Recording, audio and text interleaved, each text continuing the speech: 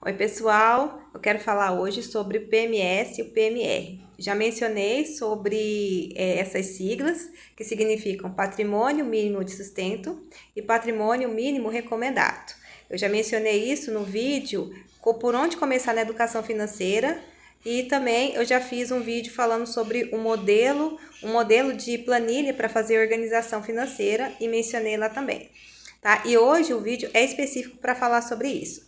Então, o que significa construir um patrimônio mínimo de sustento?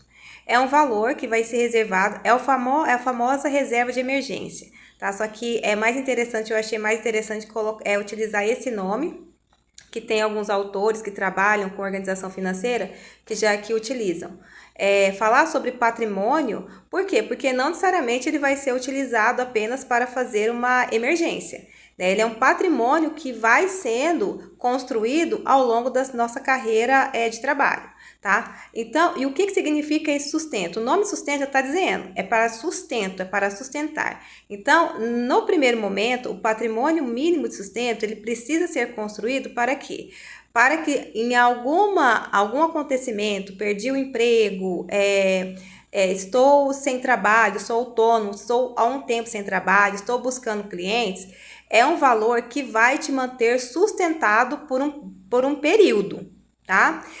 Como que é feito o cálculo? Então, isso é um cálculo que você vai fazer. E para você fazer esse cálculo, o que você precisa? Você vai precisar da planilha de organização financeira. Então, se você está aqui assistindo esse vídeo e ainda não viu o vídeo sobre como construir uma planilha, o modelo de planilha de organização financeira, volta lá nesse vídeo que eu já tenho gravado e assiste como é que constrói esse modelo, porque você vai precisar dele. Agora, o que especificamente você vai precisar dele? Você vai precisar do valor, então vai ser dividido lá na planilha, o valor de entrada, salário, qualquer forma de entrada que você tenha, e vai ter logo abaixo o valor dos custos essenciais, valores que não são essenciais. Esses essenciais pode ser variável, tá? Por exemplo, a gente precisa pagar imposto, a gente precisa pagar taxas, por exemplo, taxa do lixo, que ela é um valor que não é fixo, não é todo mês. Ela é eventual, mas acontece todos os anos e precisa ser pago. Então, eu posso colocar isso como essencial, tá? Então, você que vai fazer a classificação. Então, nesse caso, você precisa ter uma noção do que é essencial para você ou não. Plano de saúde, você pode colocar ali como essencial. Por exemplo, medicamentos, né? Algumas pessoas podem colocar como essencial, outras não. Então, você tem que ter clareza do que é o essencial. E lá nesse vídeo eu dou uma noção, uma direção sobre como é que você pode ir classificando. O que é essencial e o que não é. Por quê? Porque o valor do PMS, esse patrimônio mínimo de sustento, ele vai ser calculado a partir do custo dos essenciais. Então, imagine que você tenha um custo mensal na sua família de R$3.000.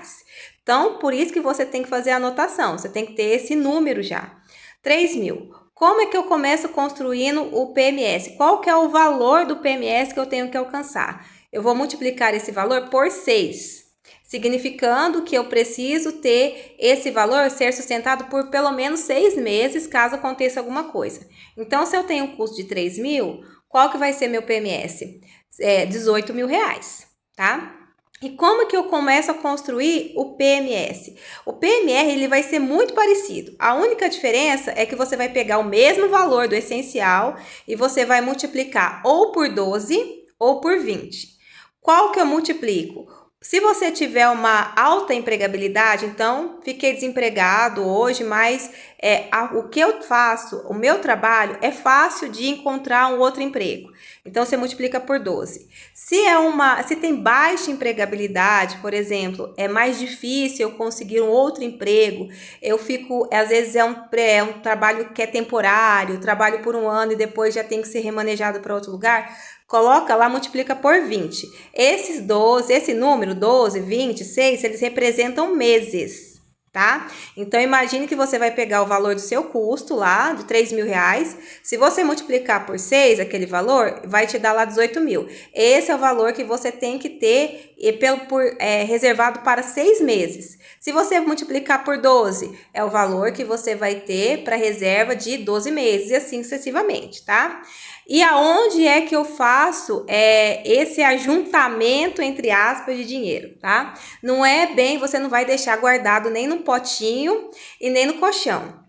Onde é que você vai fazer? Você vai procurar investimentos de baixo risco, que são provavelmente os rendimentos de renda fixa, tá? Rendimentos que são chamados de conservadores. Então, você vai buscar esse tipo de investimento para poder fazer a construção desse patrimônio. Aí são os exemplos de CDB, que é crédito de depósito bancário, tá? Que você compra, são títulos que são vendidos por bancos digitais vendem esse tipo de título, então você consegue comprar, ele tem baixo risco e ele vai rendendo juros para você todos os dias. Então, o que você faz quando você compra um CDB? Você basicamente empresta dinheiro para o banco, e o banco devolve esse dinheiro para você com correção lá de juros, tá? Geralmente, eles acompanham o CDI, a taxa Selic, então você vai ver lá o CDI. O CDI é uma taxa que é paga entre os bancos. Então, ele acompanha mais ou menos a taxa Selic. Eu vou falar isso em outro vídeo, vou explicar mais detalhadamente para você, tá? Mas o que você tem que ficar do vídeo de hoje? Tá? É que que eu preciso construir um patrimônio. Vou começar a construir um patrimônio. Se eu quiser chegar a um nível de independência financeira, por onde que eu começo? Eu começo desse patrimônio, tá? É desse jeitinho. E pode levar aí o tempo que for necessário, tá? Agora, quanto que é o valor que eu tenho que reservar para esse patrimônio? Porque ele ainda precisa ser reservado como saída. Tá bom? Você ainda não tem entrada. Então, quando você for fazer o seu planejamento financeiro, essa compra desse CDB, por exemplo, ele é registrado como uma saída. Então, você também precisa saber quanto que eu tenho que retirar, ou quanto que dá para separar da minha entrada para começar a construir esse patrimônio. Isso você vai ter que ver a partir das suas contas. E se você perguntasse para mim, Gisele, qual que é o ideal? O ideal seria 20% do seu faturamento, tá? Mas se você olhar e falar que não dá para fazer o ideal, faça o que é possível. O que é possível? É possível R$50? É possível R$100? Então começa com o que é possível, não fica preso no ideal. À medida que a gente vai andando, que vai aprendendo a se organizar, aprendendo a realocar o dinheiro, aí a gente faz aquilo que a gente vai se aproximando mais daquilo que é o ideal. Mas hoje comece com o que é possível, ok?